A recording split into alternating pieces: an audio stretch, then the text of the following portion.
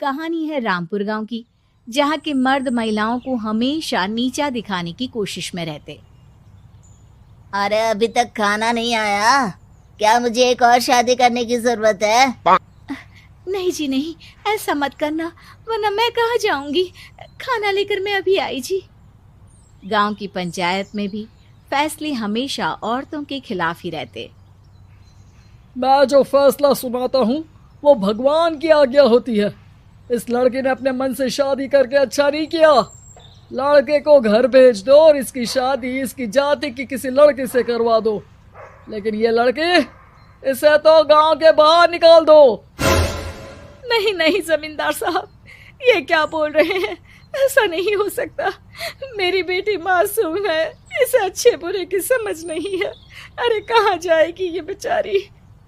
कहाँ जाएगी?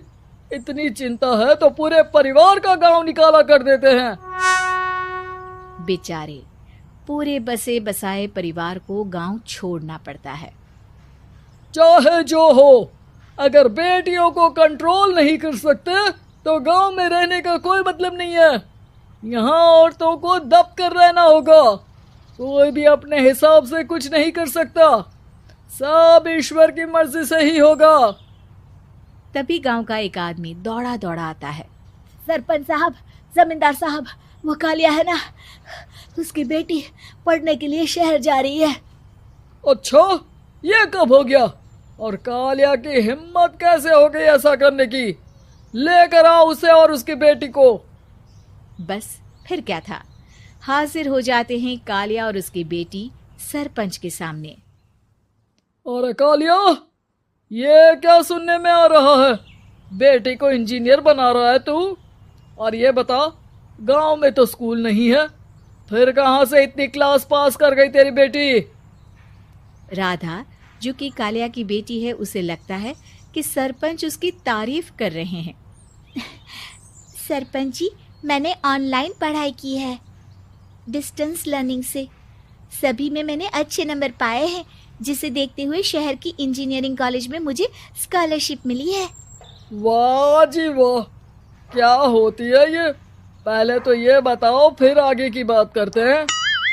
पूरा गांव राधा की बात सुन रहा था और राधा बोलती जा रही थी। तो ऐसे मैं फ्री में एक अच्छी शिक्षा लेकर गांव में जो कुछ परेशानियां हैं, जैसे बिजली, पानी और इंटरनेट जैसी समस्याओं के लिए काम करूंगी। मैं गांव को शहर से जोड़ने के लिए पुल का निर्माण करवाने का प्रस्ताव रखूंगी। मुझे पूरी उम्मीद है कि जल्द ही हमारा गांव भी तरक्की की राह पर चल पड़ेगा। राधा की बात सुनकर सारे गांव वाले ताली बजाने लगते हैं। सरपंच को समझ नहीं आता कि वो क्या करे। चुप रह नादान लड़की, गांव के खिलाफ जाने के लिए तुझे गांव से बेदखल कर दिया जाएगा, वो भी पूरे परिवार के साथ। और हाँ, अगर ठीक से गांव में रहना चाहती है तो ये पढ़ाई लिखाई छोड़ दे। हम तेरे लिए गांव का कोई होनहार लड़का देखेंगे। तभी गांव का एक आदमी बोल पड़ता है। अरे नहीं नहीं सरपंच जी, राधा बिटिया जो बता रही है, अगर वैसा हो जाए तो हम लोगों को पैसा कमाने के लिए बाहर नहीं जाना पड़ेगा। हाँ जी, और ना ही कोसों दूर पानी के लिए भटकना पड़ेगा। हमारे बच्चे भी अच्छी पढ़ाई कर सकेंगे और आगे बढ़ेंगे, ना कि हमारी तरह खेती करते बैठेंगे। क्यों गांव वालों, राधा बिटिया का साथ देना चाहिए ना। सरपंच देखता है कि गांव राधा के साथ है तो वो चुप हो जाता है। वो घर आकर अपने सलाहकार से बात करता है, जो बहुत ही चालाक किस्म का इंसान होता है। अरे सरपंच साहब, आपको बहुत ही होशियारी से काम लेना पड़ेगा। एक बार गांव तरक्की कर गया, यहाँ के बालक पढ़ लिए तो कोई ना पूछेगा आपको। और फिर ये जो बेटा और बेटी है ना आपके, इनको भी आम लोगों की तरह ही जीवन जीना होगा। हाँ, लेकिन करे तो क्या करे? वो ना आप मुझ पर छोड़ दीजिए, बस मैं जैसा बोलूं करते जाइए। अगले रोज सुबह जब गांव वाले सोकर उठते हैं तो राधा के घर के बाहर और साथ ही वो लोग जिन्होंने राधा का सपोर्ट किया था, उनके घर के आगे लाल रंग से कल आऊंगी लिखा होता है। कल आऊंगी, यह क्या होता है? अरे यह तो खून से लिखा है, लगता है कोई भूत प्रेत या चुड़ैल का साया है। चलो सरपंच जी के पास चलते हैं। सभी सरपंच के पास जाकर उसे सारी बात बताते हैं। अरे ये तो बड़ी मुश्किल की बात है। चलो मैं एक बाबा को जानता हूँ, उन्हें बुला लेता हूँ। सरपंच बाबा को लेकर गांव के घर के बाहर जाता है।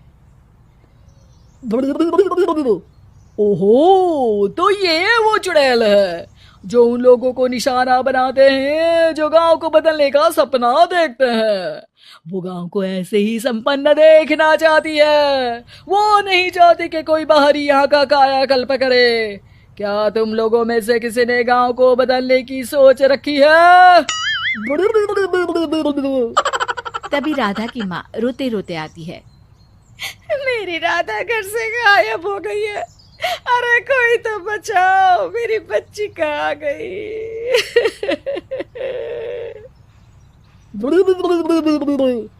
ले गई वो चुड़ैल, तेरी बच्ची को ले गई। अब वो उसे श्रापित करके छोड़ेगी, उस पर चुड़ैल का साया हो जाएगा। तभी बुरी सी हालत में राधा भी वहां आ जाती है। उसके बाल चुड़ैल की तरह फैले होते हैं और कपड़ों में खून लगा होता है। सभी राधा को देखकर डर जाते हैं। माँ, पता नहीं मुझे कौन उठा कर ले गया था। अरे दूर दूर हो जा चुड़ैल, अब हम लोग इस गांव में नहीं रुकेंगे। अरे कैसी बातें कर रहे हैं आप? कल तो आप मेरे भरोसे गांव का हुलिया बदलने, अपने बच्चों को पढ़ाने और तरक्की उन्नति की बात कर रहे थे, तो आज क्या हो गया आपको? ये फिर तुम लोगों को बहकाएगी। ये चुड़ैल गांव में आ चुकी है, ऐसे ही ये तुम्हारे घर के बच्चों को भी ले जाएगी। गांव वाले राधा को गांव से बाहर निकाल देते हैं। उसके माँ बाप रोते रहते हैं, लेकिन गांव वाले नहीं मानते। मैं भी अपनी बहन के साथ गांव के बाहर रहूंगा, लेकिन वो पढ़ाई नहीं छोड़ेगी। वहीं सरपंच के घर पर सलाहकार कहता है। देखा, सांप भी मर गया और लाठी भी नहीं टूटी। लेकिन अगले ही दिन सरपंच के घर के बाहर भी वही शब्द लिखे होते हैं। और फिर सरपंच की बीवी कहती है, हमारी बेटी को किसी ने अगवा कर लिया है। तभी राधा का भाई वहां आ जाता है। अरे गांव वालों, मैंने सरपंच जी की बेटी को देखा था। वो चुड़ैल उसे उठाकर ले जा रही थी। अरे क्या मजाक कर रहे हो? नहीं नहीं सरपंच जी, आप नहीं जानते। वो चुड़ैल अब आपकी बेटी में आ जाएगी, जैसे राधा के अंदर आ गई थी। तभी सरपंच की बेटी वैसी ही हालत में वहां आती है जैसे राधा आई थी।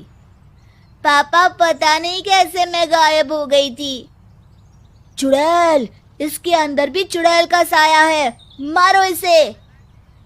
अरे नहीं नहीं, इसे भी राधा के पास गांव के बाहर ही भेज दो। अरे चुप रहो, मेरी बेटी कहीं नहीं जाएगी और चुड़ैल वुड़ैल कुछ नहीं होता है। अरे कैसे बात कर रहे हो सरपंच जी?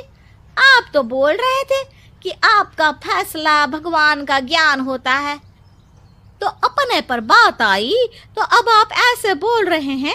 अरे ना ना ना, आपको अपनी बेटी को त्यागना ही होगा। अरे बुलाओ बाबा को। राधा का भाई बाबा को ले आता है, जिसे अब गांव वालों के डर के कारण सच बोलना पड़ता है। मैं कोई बाबा नहीं हूँ, मैं तो मोची था। ये सलाहकार महोदय ने मुझे कहा था एक्टिंग करने को। अब वो मुझे पैसे देने वाले हैं। अब मुझे माफ कर दो।